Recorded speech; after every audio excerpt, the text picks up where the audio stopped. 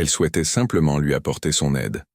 Il parvenait à peine à porter la fourchette à sa bouche. Mais ce qui avait commencé comme un geste d'attention s'est transformé en quelque chose de beaucoup plus important. Quelques heures plus tard, la serveuse a été licenciée sans savoir que sa vie était sur le point de changer à jamais.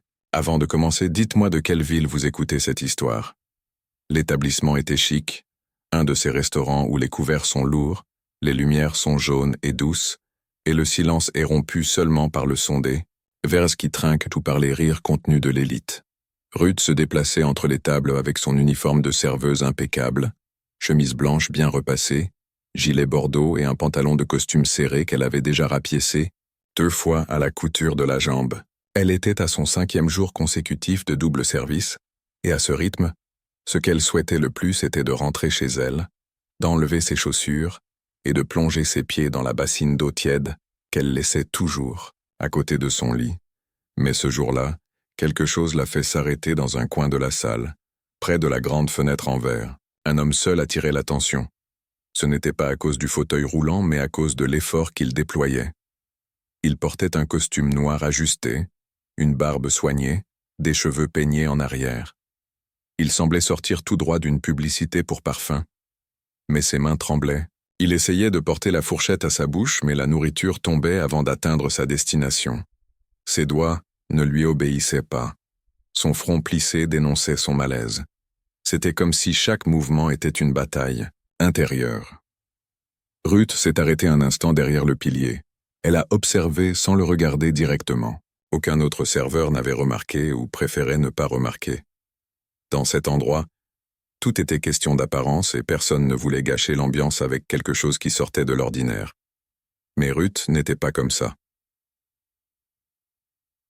Là, sa fourchette glissait de sa main pour la 3e fois. La viande coupée, déjà froide, vacillait dans l'assiette blanche, tandis que ses doigts tremblaient avec force à chaque tentative frustrée.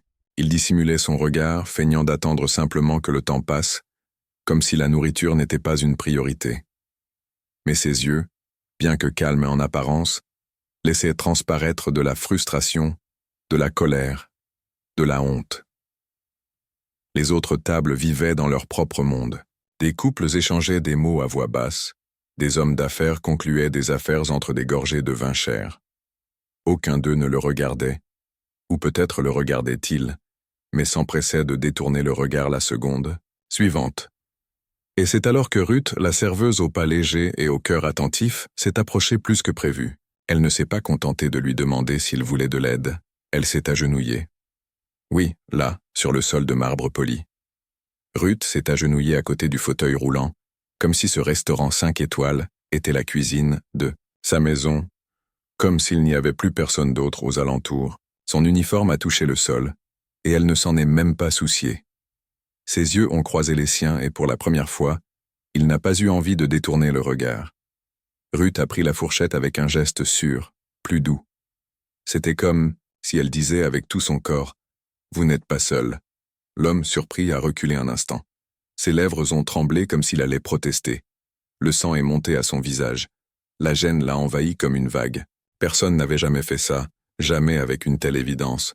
« Ce n'est pas nécessaire », a-t-il murmuré presque sans voix, les yeux larmoyants malgré lui. Mais Ruth a simplement souri, un sourire léger, sans précipitation, ce genre de sourire que l'on ne voit que chez ceux qui ont déjà ressenti la douleur, mais qui ont choisi de ne pas en garder l'amertume. « Tout va bien », a-t-elle dit d'une voix que, on aurait dit une couverture chaude lors d'une nuit glaciale. « Laissez-moi simplement vous aider un petit peu. » Puis, avec précaution, elle porta la première bouchée à sa bouche. Ce n'était pas simplement une fourchette de nourriture, c'était un geste empreint de dignité, de courage et d'humanité. Il ouvrit la bouche lentement, mastiqua, avala, ferma les yeux un instant, et pour la première fois depuis longtemps, il ne se sentit pas diminué en tant qu'homme pour avoir besoin de quelqu'un. En réalité, il se sentit simplement humain. Ruth resta à ses côtés, non pas de haut en bas mais d'égal à égal. Elle coupait les morceaux avec patience, demandait s'il voulait plus de riz ou si c'était trop salé, et à chaque réponse timide de sa part, elle trouvait un moyen de relâcher la tension. Il n'y a pas de honte à avoir ici, vous savez. Moi-même, je suis maladroite, J'ai déjà renversé une assiette sur les genoux d'un client et je suis parti en courant en pensant que j'allais être licencié. Commenta-t-elle, faisant sourire l'homme du coin des lèvres. Même en essayant de le cacher, ce rire qui s'échappa brisa un mur invisible. Et Ruth comprit qu'il avait besoin de quelqu'un, mais plus encore, de respect. L'homme était habitué aux regards de pitié, aux infirmières qui lui parlaient, comme s'il avait 5 ans, aux employés qui faisaient comme s'il n'existait pas, aux gens qui se précipitaient autour de lui sans s'arrêter pour demander s'il voulait un verre d'eau ou juste une minute de compagnie. Mais Ruth était différente. Elle ne faisait pas de cérémonie, ni ne simulait une humilité forcée. Elle était simplement là, présente, authentique. Après l'avoir aidé avec une autre bouchée, elle rompit le silence avec légèreté, presque comme on parle à une vieille connaissance. « Quel est votre nom, monsieur ?» demanda Ruth d'un ton léger, comme quelqu'un qui engage la conversation dans une file d'attente à la boulangerie. Il la regarda avec surprise, les yeux encore marqués par la fatigue, et pour la première fois cet après-midi-là, il laissa échapper un sourire en coin. « André. »« Et le vôtre est Ruth ?» Il y eut une courte pause, ce silence confortable de ceux qui n'ont plus besoin de dire grand-chose. Tout en prenant la serviette avec délicatesse, elle s'approcha un peu plus et essuya avec soin le coin de sa bouche. « Vous venez souvent ici, monsieur ?» dit-elle avec un sourire presque complice, comme si elle voulait rendre ce moment moins pesant. « Depuis 1 an, » répondit André en respirant profondément, encore un peu mal à l'aise, mais commençant déjà à ressentir quelque chose qu'il n'avait pas ressenti depuis longtemps, de la légèreté. « De temps en temps, quand j'ai le courage, » répondit André. « Le courage ?» Il acquiesça. « Ici, personne ne vous regarde, mais tout le monde vous remarque. Vous voyez ce que je veux dire ?» Elle comprenait. Ruth connaissait aussi le poids d'entrer dans des endroits où les gens ne s'attendent pas à vous voir, où ils regardent vos vêtements, vos cheveux, et tirent des conclusions sans entendre votre voix. Le monde pouvait parfois être cruel avec ceux qui ne rentrent pas dans le moule. Les médicaments, ils me rendent comme ça, tremblant, lent, parfois même avec des difficultés à penser clairement, dit-il en fixant son assiette. Sa voix était basse, presque comme s'il confessait une faute. Ruth resta silencieuse mais le regardait dans les yeux avec attention, un regard sans jugement, sans hâte, et cela lui donna le courage de continuer. C'est un traitement pour contrôler une maladie dégénérative. Il n'y a pas de guérison, seulement un contrôle, et même comme ça, c'est difficile à accepter. Il essaya de rire, mais le son qui sortit fut amer. Moi qui ai toujours été si actif aujourd'hui, je ne peux même pas couper un morceau de viande sans aide. C'est drôle comme la vie change du jour au lendemain, n'est-ce pas? Ruth acquiesça, toujours sans parler. Elle comprenait, et il le perçut. Il le perçut à la façon dont elle se pencha un peu plus près. Chacune de ses paroles semblait revêtir une importance particulière. J'étais un homme d'affaires, à la tête de 3 magasins, travaillant d'arrache-pied et prenant à peine le temps de déjeuner. Un jour, j'ai commencé à laisser tomber des objets. J'ai d'abord pensé que c'était à cause du stress, mais quand j'ai compris, il était trop tard. La maladie avait déjà progressé. Ruth a soupiré, puis elle a dit « Mon grand-père était pareil, fort, travailleur. Un jour, il a commencé à buter sur les mots, puis sur ses jambes. Quand on s'en est rendu compte, il ne pouvait plus sortir du lit. Mais le plus dur, ce n'était pas son corps. C'était de le voir traité comme s'il était inutile. » André a écarquillé les yeux, surpris. Et comment gérait-il ça? Elle a esquissé un sourire à la fois triste et beau. Par le silence.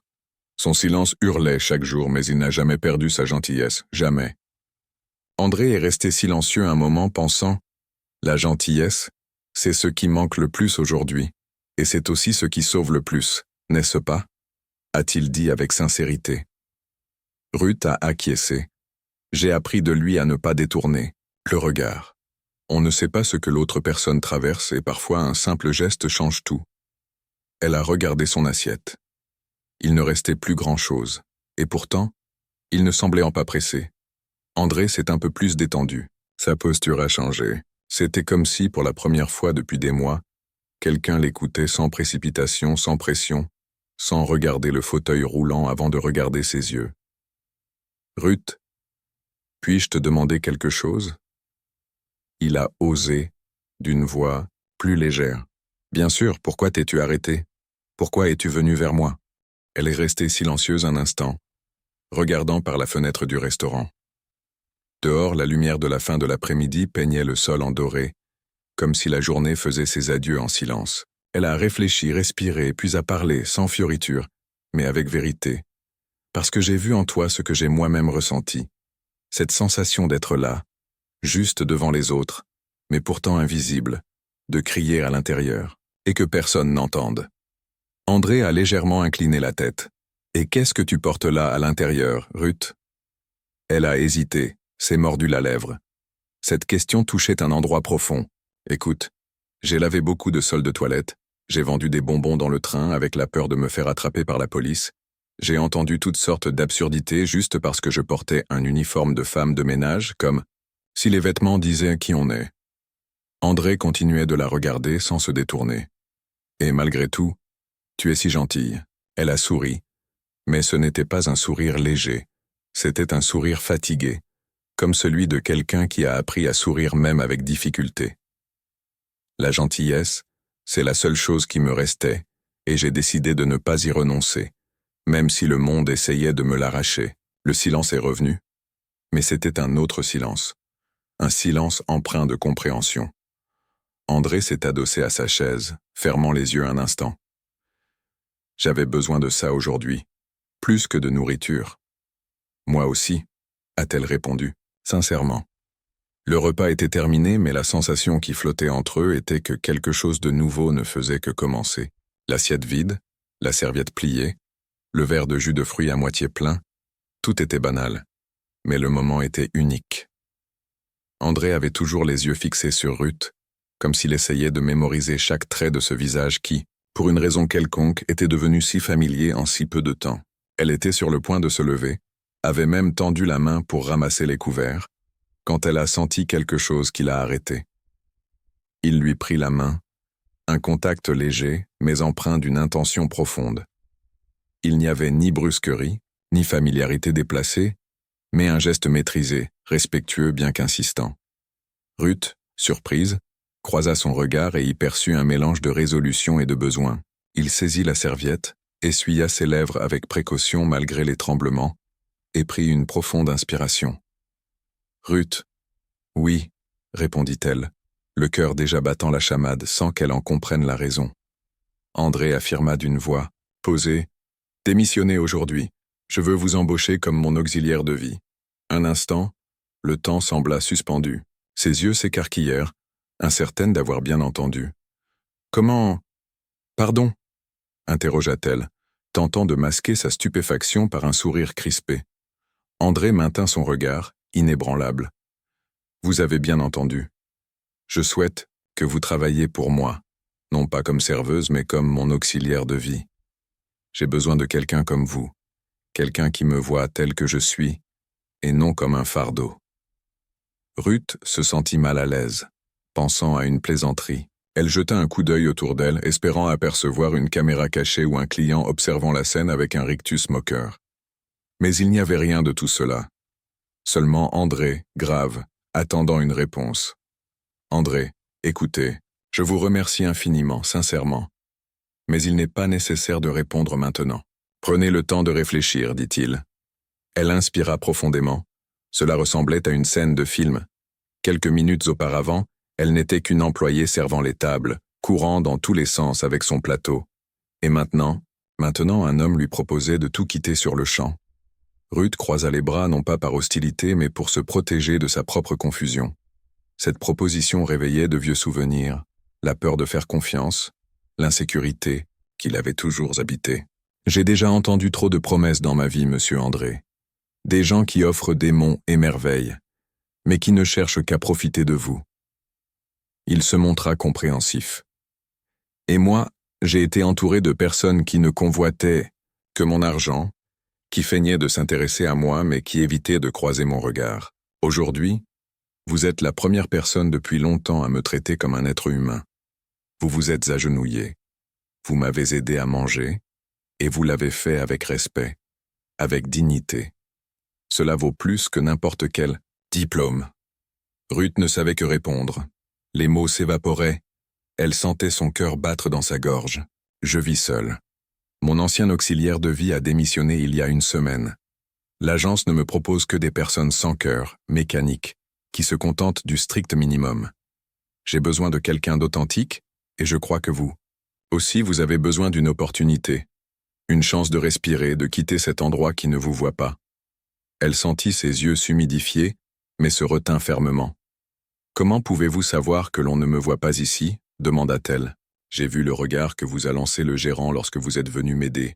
Un regard furieux, comme si vous aviez commis une faute simplement en faisant preuve d'humanité. » Elle baissa les yeux. Il avait raison. Le gérant la traitait comme un numéro. Il lui avait déjà crié dessus devant les clients, avait menacé de retenir sur son salaire des assiettes cassées par d'autres. Elle s'accrochait à cet emploi par nécessité, car le loyer ne se paie pas avec des gestes affectueux. J'ai une chambre d'amis avec salle de bain, une cuisine équipée, un beau jardin à l'arrière, et je vous paierai le double de ce que vous gagnez ici, compléta André. Ruth laissa échapper un rire à la fois moqueur et nerveux. Et si je suis une mauvaise auxiliaire de vie? Vous ne le serez pas. Je sais que vous ne le serez pas, car vous prenez soin des autres avec votre cœur. Et cela, Ruth, ne s'apprend pas. Le silence revint, un silence pesant, chargé de réflexion, de possibilités. Sa tête semblait sur le point d'exploser. Et s'il disait la vérité? Et si c'était réellement une, oserait-elle saisir cette chance? Elle n'a pas répondu immédiatement, se contentant de baisser les yeux. Elle a ramassé les assiettes vides avec des mains tremblantes, non pas de fatigue, mais à cause de l'avalanche d'émotions qu'elle tentait de dissimuler derrière son tablier froissé. Elle s'est retournée lentement, mais avant de faire le premier pas, elle a murmuré d'une voix basse, presque un chuchotement. Je vais réfléchir. André a senti son approbation dans le regard fixe qu'elle lui adressait. Réfléchis calmement, dit-il. Mais sache une chose, si tu acceptes, ma maison te sera ouverte. Il fit une brève pause et ajouta, avec qu'un sourire en coin. Dis-moi où tu habites. Qui sait, je pourrais me pointer avec une proposition que tu ne pourras pas refuser. Ruth hésita pendant 2 secondes, puis sortit le bloc de commande de sa poche et arracha une feuille.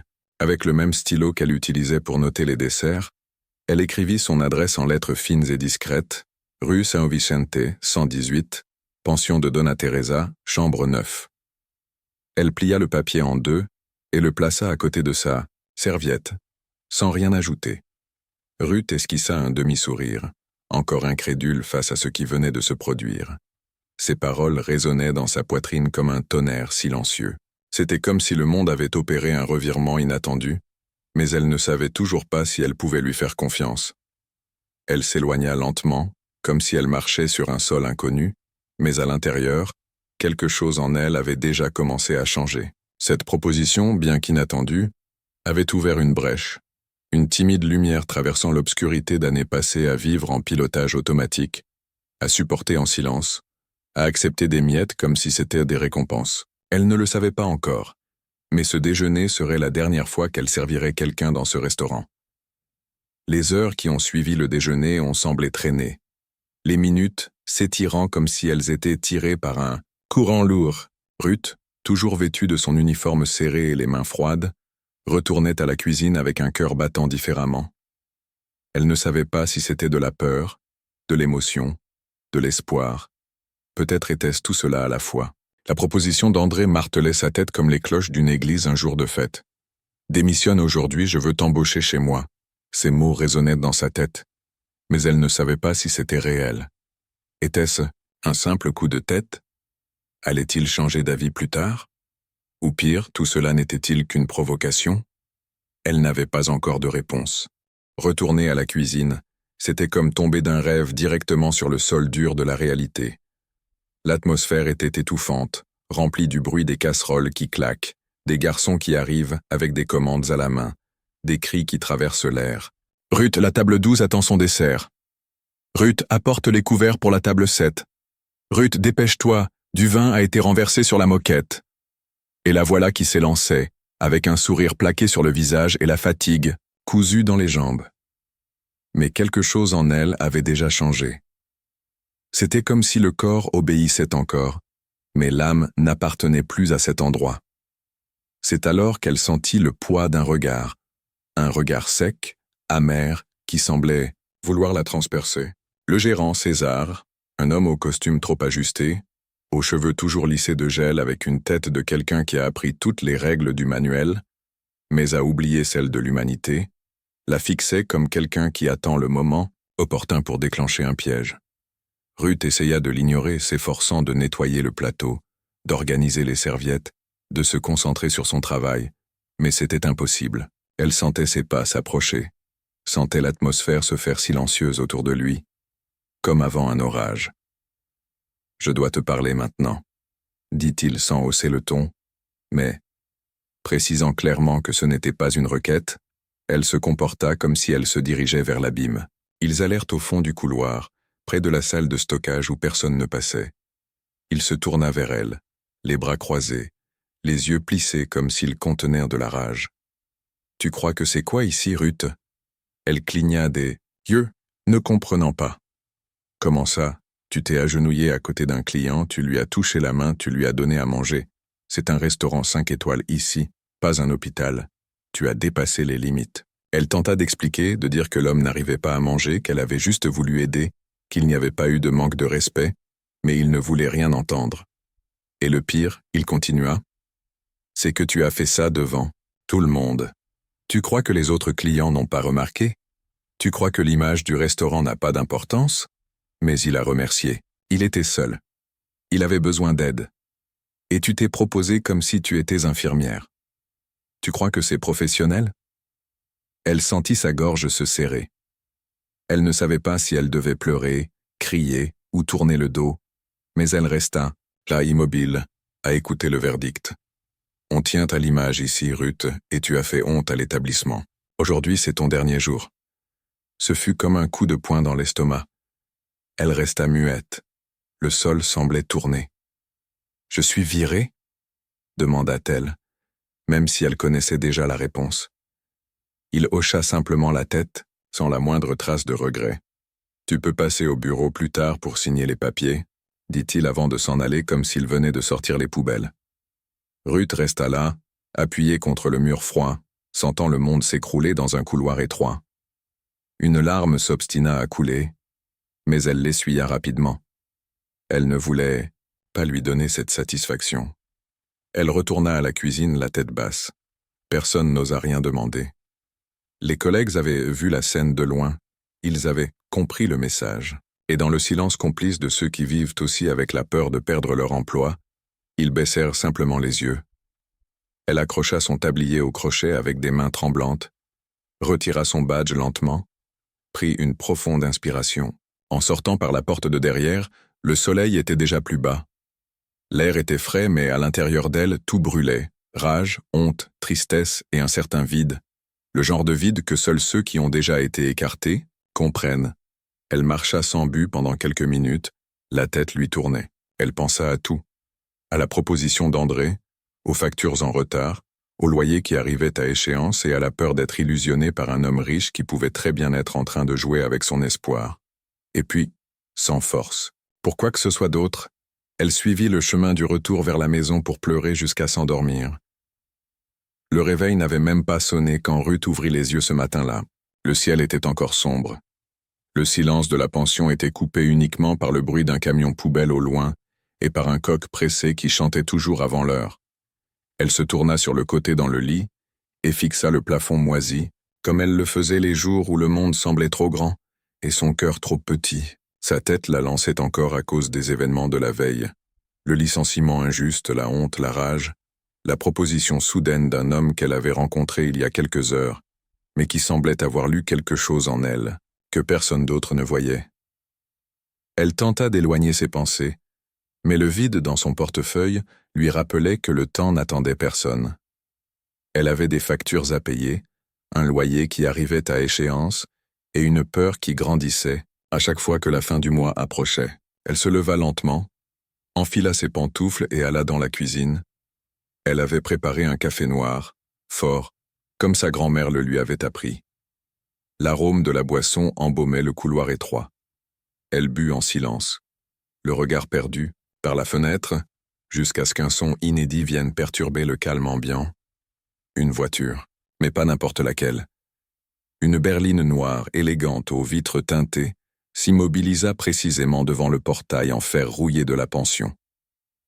Les voisins, soudainement curieux, commencèrent à jeter des coups d'œil discrets par leurs fenêtres. Une dame à l'étage supérieur retint son étendoir à linge, soucieuse de ne pas paraître trop indiscrète.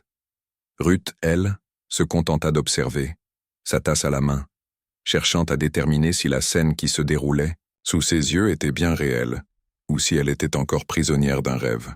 La portière du véhicule s'ouvrit et un homme en descendit. Vêtu d'un costume gris anthracite, arborant une cravate discrète et un regard direct, il avançait avec assurance, comme quelqu'un qui sait exactement ce qu'il fait. Il s'arrêta, devant le portail, scruta les environs et demanda « Ruth ?» Il lui fallut 2 secondes pour réagir. Sa voix, hésitante, parvint à articuler « C'est moi ». L'homme esquissa un léger sourire, sortit une enveloppe épaisse de la poche intérieure de sa veste et la tendit en sa direction. « Bonjour, Madame Ruth, c'est de la part de Monsieur André. Il m'a demandé de vous remettre ceci en main propre. » Elle saisit l'enveloppe, les mains tremblantes, comme si elle recevait un message susceptible de bouleverser le cours de son existence. « Qu'est-ce que c'est ?»« Une proposition formelle d'emploi. Il a également joint un contrat, les horaires, un espace rien qu'à vous, une chambre confortable avec salle de bain privative et une sécurité totale. Il souhaiterait que vous commenciez le plus tôt possible. » Ruth ne répondit pas. Elle ouvrit l'enveloppe sur le champ, sous le porche de la pension, sentant son cœur s'emballer. À l'intérieur se trouvait un contrat signé, mentionnant un salaire qu'elle n'avait jamais vu de sa vie. Rien d'extravagant, mais un montant digne. Pour la première fois, on lui offrait non seulement de l'argent, mais aussi du respect. « Et il est sûr de ça ?» demanda-t-elle, encore incrédule. « J'ai été licenciée hier. Je ne sais même plus ce que je fais de ma vie. » Le chauffeur acquiesça avec le calme de celui qui s'attendait à cette réaction. « Il en est certain, Madame Ruth. Et si vous me permettez de le dire, il ne sait pas non plus ce qu'il ferait de sa vie sans vous. » Ces mots la touchèrent profondément. Elle referma l'enveloppe lentement, la serrant contre sa poitrine comme une couverture lors d'une journée froide. Un tourbillon d'émotions l'agitait intérieurement, mais au milieu de cette confusion, une certitude étrange émergeait, une chaleur qui montait de sa poitrine et envahissait ses yeux. Elle devait partir, et ce n'était pas à cause du montant inscrit sur le papier, ni à cause de la nouvelle maison. C'était pour lui, pour cet homme en costume coûteux, certes, mais aux yeux tristes, qui, malgré tout son argent, tremblait à l'idée de dîner seul, qui avait demandé de l'aide sans arrogance et offert une opportunité avec humilité, et peut-être qu'elle avait aussi besoin de lui. « Pouvez-vous m'attendre 5 petites minutes ?» dit-elle en essuyant le coin de ses yeux. « Je vais juste chercher mon sac. » Le chauffeur sourit. « Bien sûr, la voiture est à vous maintenant. » Elle pénétra dans la pension à pas rapide, mais l'âme légère. Elle ne portait ni valise, ni beaucoup de vêtements. Tout ce qu'elle possédait tenait dans un vieux sac à dos à fermeture éclair cassée. Mais ce jour-là, elle emportait quelque chose de nouveau, un sentiment qu'elle n'avait pas ressenti depuis longtemps. L'appartenance, l'espoir. Quelques minutes plus tard, elle monta dans la voiture. Le siège en cuir était moelleux, mais ce n'est pas cela qui l'émut, c'est le silence respectueux, la sensation d'être traitée avec dignité dès la première seconde. La voiture démarra. À travers la vitre, elle voyait la ville défiler, les rues qu'elle connaissait si bien, les trottoirs où elle avait couru pour ne pas rater le bus, les coins de rue où elle avait pleuré de ne pas savoir quoi faire de ça. Désormais, chaque paysage semblait différent à Ruth, car même sans saisir pleinement ce qui se déroulait, elle pressentait un changement profond dans sa vie. Pour la première fois, elle ne courait après personne. Quelqu'un était venu vers elle. Et cela transformait tout. La nouvelle demeure de Ruth était modeste mais accueillante, une pièce isolée au premier étage de la propriété d'André, dotée d'une fenêtre donnant sur le jardin à l'arrière, où le soleil, de fin d'après-midi, baignait les lieux d'une lumière dorée. Dès sa première nuit, elle dormit d'un sommeil profond, l'âme légère comme elle ne l'avait pas fait depuis des années. Elle se réveilla sans réveil, une première depuis longtemps, et avec un sentiment d'espoir naissant. Ce matin-là, elle enfila des vêtements confortables, se noua les cheveux en une coiffure lâche et descendit lentement les escaliers. Elle trouva André déjà à table, une tasse de café tremblant légèrement entre ses doigts. Il lui adressa un sourire, en la voyant un sourire encore timide mais sincère. « Bien dormi ?» demanda-t-il. « Mieux que je ne le mérite », répondit-elle avec un large sourire. Ainsi commencèrent les jours d'un nouveau type de routine, une routine qui n'impliquait plus de courir entre les tables ou de supporter les cris d'un gérant, mais plutôt de prendre soin avec tendresse, présence et temps. Ruth apprit vite. Elle commença par noter les horaires des médicaments d'André dans un cahier bleu, puis organisa les flacons par couleur, plaça des étiquettes avec les doses et créa même un tableau avec des dessins pour rappeler les effets secondaires de chacun. Elle fit tout cela discrètement, comme on prépare une maison pour recevoir un visiteur spécial, et André commença à s'ouvrir. Ils se mirent à prendre le petit déjeuner ensemble, puis faisaient des étirements sur le tapis du salon en guidant les mouvements lentement, en louant chaque petite amélioration. André commença à marcher jusqu'au jardin, d'abord avec le fauteuil roulant poussé par elle, puis avec l'aide d'un déambulateur. Chaque pas était célébré comme une victoire à un marathon. On dirait un adolescent qui essaie de s'échapper de chez lui, disait-elle en riant. Et toi, tu ressembles à ma professeure d'éducation physique du collège, rétorquait-il avec une lueur dans les yeux. Ainsi, ce qui avait commencé comme un travail se transforma en une douce routine. En fin d'après-midi, ils s'asseyaient sur la véranda avec une bouteille de thé entre eux et discutèrent de la vie. André raconta l'époque où il était un homme d'affaires, propriétaire de boutique de vêtements de luxe, et comment il avait tout perdu après sa maladie.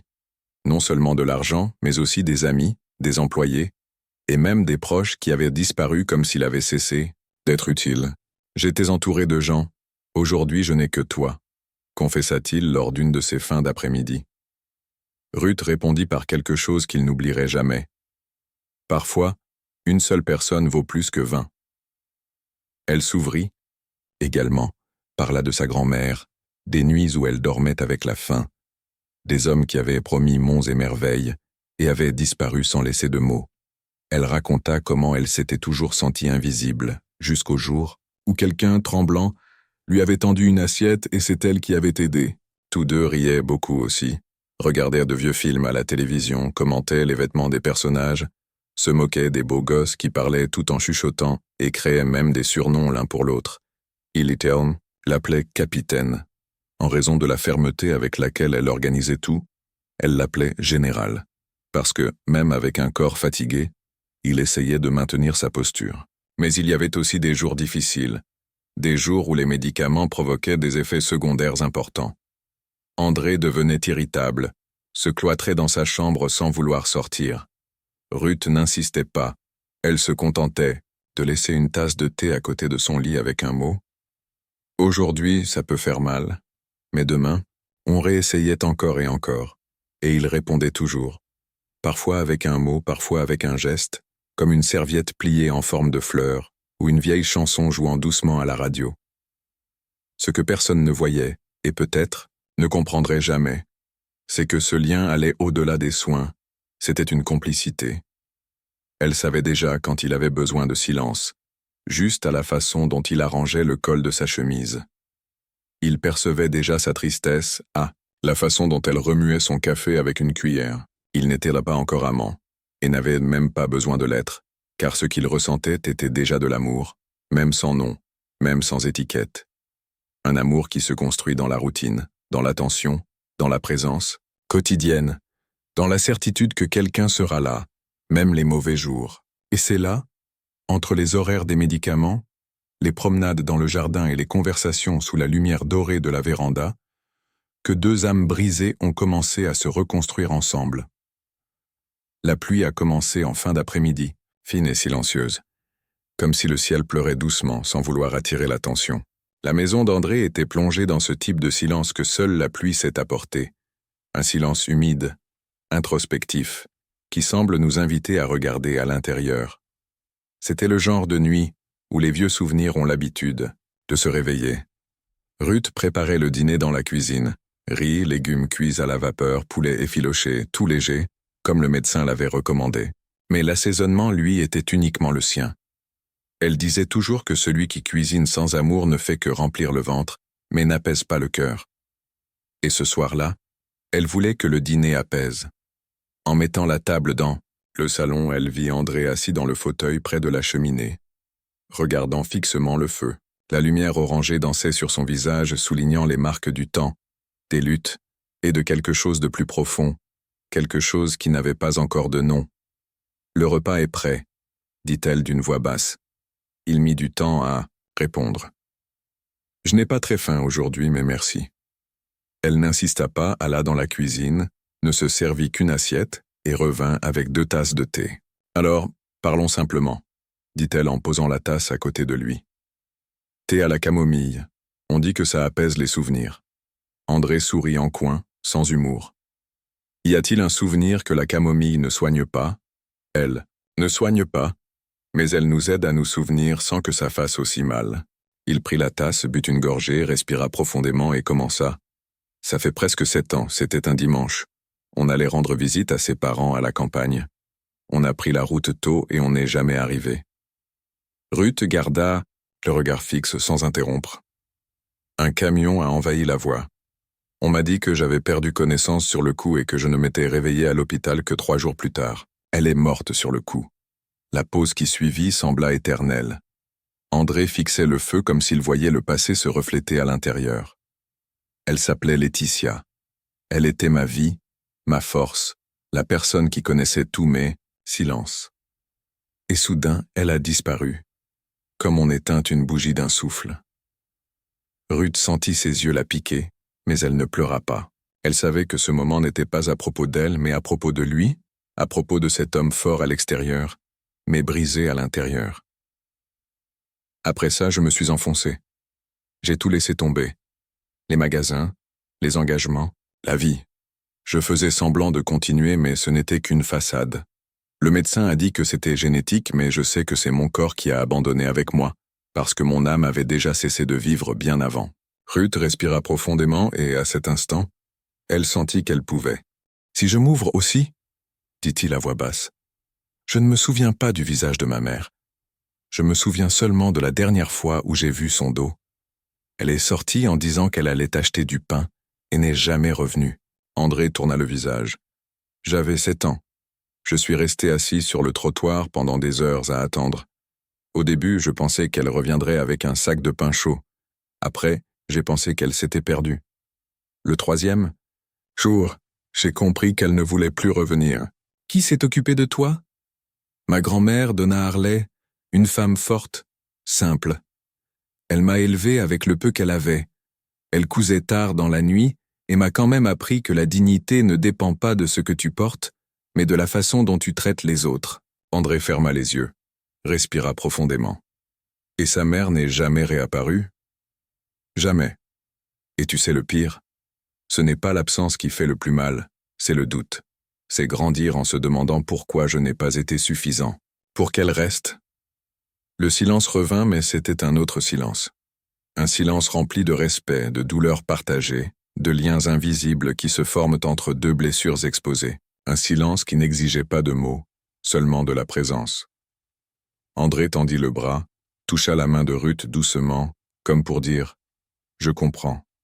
« On traîne les morceaux », murmura-t-il, « et on essaie de reconstruire une nouvelle, vie avec ce qui reste. Sauf que parfois les morceaux ne s'emboîtent plus. Parfois c'est parce qu'il manque une nouvelle pièce, quelqu'un qui apporte de la légèreté. » Elle le regarda, il la regarda, et là, cette nuit pluvieuse, les deux comprirent ce qu'ils n'avaient jamais exprimé avec des mots. Ils étaient cette pièce l'un pour l'autre. Ils ne savaient pas ce que l'avenir leur réservait. Ils ne faisaient pas de plan. Mais ils savaient que tant qu'ils seraient ensemble, le poids des souvenirs serait plus léger. Parce que 2 âmes brisées, quand elles se rencontrent, ne se complètent pas. Elles se reconnaissent et commencent à guérir ensemble. L'amour n'est pas arrivé comme dans les films. Pas de déclaration à voix haute, pas de baiser inattendu sous la pluie. L'amour est arrivé doucement, presque en silence. C'était dans la tisane à la camomille servie sans qu'il ne la demande, toujours dans la même tasse, la bleue claire avec l'anse ébréchée qu'il disait être la plus confortable à tenir. C'était dans la couverture qu'elle posait sur ses jambes, avant même que le vent ne souffle, comme si elle sentait le froid avant qu'il ne le perçoive. C'était dans le soin des plantes du jardin qu'avant il laissait se faner, mais qu'elle arrosait et à qui elle parlait maintenant, en disant que les feuilles comprenaient la tendresse. C'était dans les mots laissés sur la table de chevet. Aujourd'hui sera une bonne journée, même si elle commence nuageuse. Je me suis permise de faire ton dessert préféré. Tu es toujours l'homme le plus fort que je connaisse. Tout était petit, mais ensemble, ils formaient un monde entier. André commença à remarquer des choses qui passaient inaperçues auparavant, comme la façon dont Ruth ajustait le drap du lit avec un soin presque maternel, ou la façon dont elle s'asseyait à table avec lui-même sans être au téléphone, juste pour qu'il ne mange pas seul. Il remarqua que les tremblements de ses mains diminuaient, les jours où elle riait le plus, et il nota que lorsqu'elle chantait doucement, en faisant la vaisselle, son cœur battait à un rythme différent, plus léger, plus calme, plus vivant. Il y eut un matin en particulier qu'il n'oublia jamais. Le ciel était grisâtre, une journée typique pour rester au lit. André se réveilla plus tard. En ouvrant la porte de la chambre, il sentit une bonne odeur venant de la cuisine. Des pains au fromage au four et là, sur le comptoir. Ruth préparait du café selon une recette apprise de sa grand-mère. Il resta là à la regarder. Elle portait un tablier à fleurs, ses cheveux relevés par un crayon, et fredonnait une vieille chanson qu'il n'avait pas entendue depuis sa jeunesse. C'est là, debout dans l'embrasure de la porte, qu'il sentit qu'il aimait cette femme, non pas pour ce qu'elle faisait, mais pour qui elle était, pour la façon dont elle regardait, sans peur, sans pitié, pour la manière dont elle le traitait avec dignité, même dans ses jours les plus fragiles, pour tout ce qu'elle lui avait rendu sans jamais rien demander en échange. Ce même jour, après le café, il décida de faire le premier pas. Il l'invita à s'asseoir avec lui sur la véranda. Il était nerveux, ses mains tremblaient légèrement, mais c'était différent, c'était de l'émotion. « Ruth » commença-t-il d'une voix plus basse qu'à l'accoutumée. « As-tu remarqué que depuis ton arrivée, je semble moins malade ?» Elle sourit, sans bien comprendre.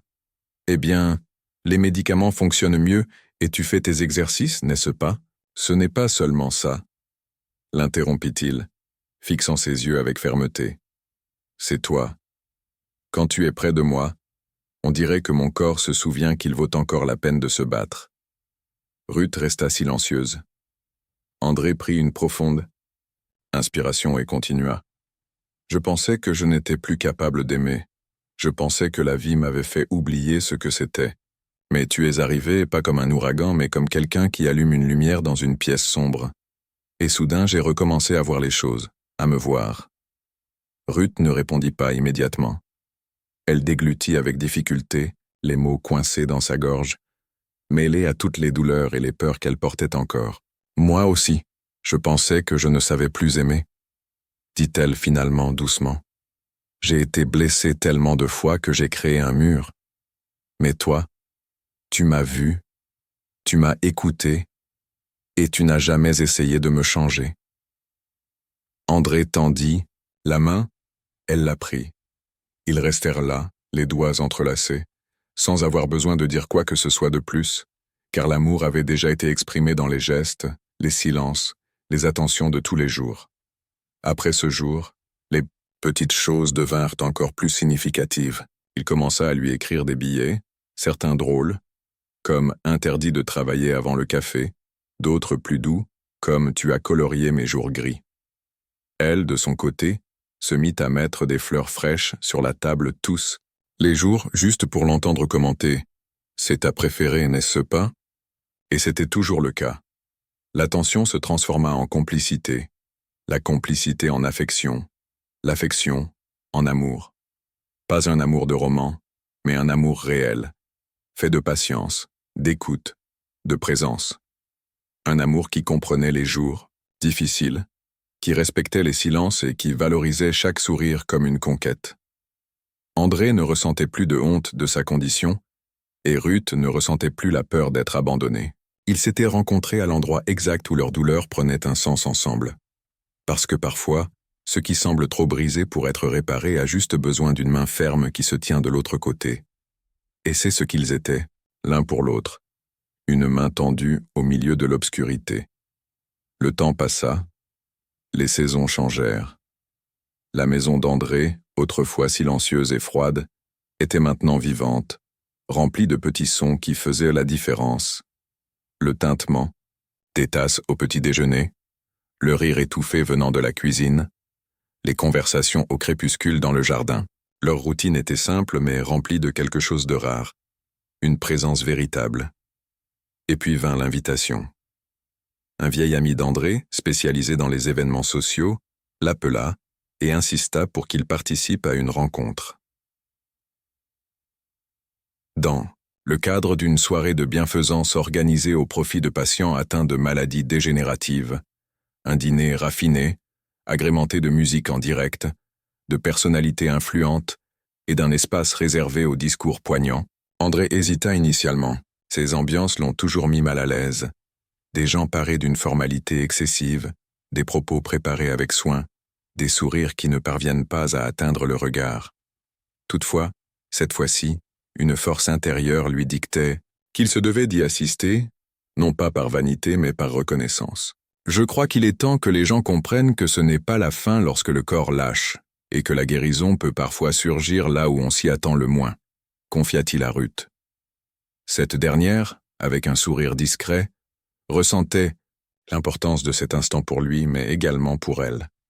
Le soir de l'événement, Ruth portait une robe bleu marine d'une simplicité élégante, empruntée à une voisine. Elle avait délicatement attaché ses cheveux, appliqué un rouge à lèvres discret, et se contempla dans le miroir, surprise. « Qui l'aurait cru ?» murmura-t-elle en ajustant la bretelle de sa robe. La serveuse qui avait été congédiée pour avoir aidé un homme se retrouve désormais à ses côtés dans un salon rempli de personnalités influentes. André, quant à lui, arborait un costume gris clair, une cravate fine et des chaussures impeccablement cirées. Ses cheveux étaient soigneusement peignés, son regard déterminé. Dans sa main droite, il tenait une canne et dans sa gauche la main de Ruth. Lorsqu'ils pénétrèrent dans le salon, tous les regards convergèrent vers eux. Mais cette fois, André ne se sentit pas observé avec pitié, mais plutôt perçu, avec respect. Ruth resta à ses côtés tout au long de la soirée, lui offrant son soutien lorsque nécessaire, mais aussi l'espace dont il avait besoin lorsqu'il souhaitait tenter des choses par lui-même. Elle savait, d'un simple regard, quand il était temps d'intervenir. Quelques heures plus tard, l'animateur annonça au micro « Mesdames et messieurs, ce soir, nous avons parmi nous une personne qui incarne la force de celui qui n'a pas cédé à la douleur. J'invite sur scène, sous une salve d'applaudissements, Monsieur André Motta. » Le salon applaudit chaleureusement. André prit une profonde inspiration et se leva avec l'aide de sa canne. Il lui fallut quelques secondes, mais lorsqu'il fut enfin complètement debout, le silence se fit dans le salon. Il se dirigea vers le micro d'un pas lent mais assuré. Il observa l'assistance, puis son regard se posa sur Ruth, qui l'observait depuis le côté de la scène, les yeux brillants. « Bonsoir », commença-t-il. « Je n'ai pas l'habitude de prendre la parole en public. J'ai été entrepreneur, certes. J'ai eu un magasin, des employés, des réunions et des contrats. Mais rien de tout cela ne m'a préparé à ce que j'ai affronté lorsque mon corps a commencé à me trahir. » Il marqua une pause. Le silence était pesant, respectueux. La maladie m'a beaucoup pris. Elle m'a ôté le contrôle de mes mains, de mes jambes, de mes mots. Mais le pire a été lorsqu'elle a failli me faire croire que je ne servais plus à rien, que j'étais un fardeau. Plusieurs invités baissèrent les yeux, émus, jusqu'à ce qu'un jour, lors d'un après-midi ordinaire, dans un restaurant quelconque, je tremblais en essayant de manger seul, et personne ne me regardait. Personne jusqu'à ce qu'une femme s'agenouille à mes côtés, prenne la fourchette avec fermeté et me propose son aide. Mais plus que de la nourriture, elle m'a offert de la dignité. Ruth ne pouvait plus retenir ses larmes, mais elle resta à sa place. C'était son moment. Cette femme ne m'a pas seulement aidé à manger, elle m'a appris à vivre. Le salon éclata en applaudissements, mais André n'avait pas terminé. Elle m'a rappelé qu'il y avait encore de la beauté dans les petites choses, que la vie peut être recommencée même après que tout semble perdu, que la tendresse et le respect ont plus de force que n'importe quel médicament. Aujourd'hui, je marche mieux, je dors mieux, Je vis mieux, parce que j'ai à mes côtés une personne qui croit en moi, même dans mes pires moments. Il marqua une longue pause, puis regarda directement Ruth. Et je voulais juste dire, merci d'avoir posé un genou à terre cet après-midi-là, d'avoir choisi de ne pas détourner le regard, de m'avoir relevé alors que même moi, j'avais abandonné. Encore des applaudissements, encore des larmes, mais rien ne se comparait à ce qu'il ressentait intérieurement. Car cette soirée, ce discours, cette marche vers le micro, rien de tout cela n'aurait été possible sans elle. En descendant de scène, tous voulaient lui serrer la main, prendre une photo, le féliciter, mais il alla directement vers Ruth. « On y va ?» demanda-t-il avec un sourire. « On y va ?» répondit-elle en essuyant ses yeux. Dans la voiture, il lui tint la main tout le long du trajet. Ils ne parlèrent pas beaucoup, mais ils n'en avaient pas besoin. Ils savaient que cet événement n'était qu'une preuve supplémentaire de ce qu'ils savaient déjà, dans le silence du balcon, dans la chaleur du thé matinal, sous la couverture tirée avant le froid. Leur amour n'était pas bruyant, il était profond et véritable. Alors que la voiture les ramenait chez eux, Ruth posa sa tête sur son épaule, ferma les yeux. Elle savait au fond de son âme que ce geste, cet après-midi ordinaire, avait été le début de tout. Des mois se sont écoulés depuis cette soirée dans la salle. La routine de Ruth et André n'était plus seulement celle d'une soignante et d'un patient, mais celle de deux personnes qui ont construit une place l'une dans l'autre, un endroit où ils pouvaient se reposer sans crainte, sourire sans faux-semblant, et aimer sans s'excuser. La canne était toujours là, appuyée contre la porte. Les médicaments rythmaient toujours les heures de la journée, mais il y avait maintenant d'autres marques dans la maison, un portrait des deux souriant dans le jardin, une recette manuscrite accrochée au réfrigérateur, pudding au lait de Ruth, et un petit meuble dans le salon où André rangeait ses billets, comme on collectionne de petits miracles. Ce matin-là, le ciel était dégagé. Ruth était dans la cuisine, fredonnant une mélodie que seule elle connaissait. André, assis, près de la fenêtre, observait. Il ne disait rien. Il se contentait de regarder avec ce genre de regard qui porte la paix. Soudain, il dit « Ruth, je n'ai plus jamais tremblé de la même manière depuis que tu es arrivée. » Elle se retourna, lentement posa le torchon sur l'évier et alla vers lui. « C'est que le corps sent quand il est en sécurité, André, » répondit-elle. Il sourit, prit sa main. Une alliance argentée, simple, brillait discrètement à son doigt. Ils n'ont pas fait de fête ni annoncé quoi que ce soit sur les réseaux sociaux. Et en cette fin d'après-midi, pieds nus dans la cour, ils ont regardé le soleil se coucher lentement, comme si le temps avançait désormais à leur rythme.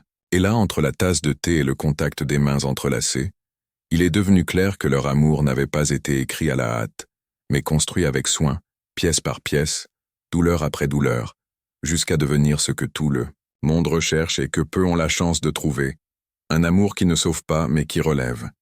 Si vous avez aimé cette histoire, appuyez sur le bouton « J'aime », abonnez-vous pour en écouter d'autres et partagez-la avec ceux qui l'apprécieront également. Ainsi, vous aidez la chaîne à continuer. Commentez également ce que vous en avez pensé. Merci d'avoir regardé et à la prochaine.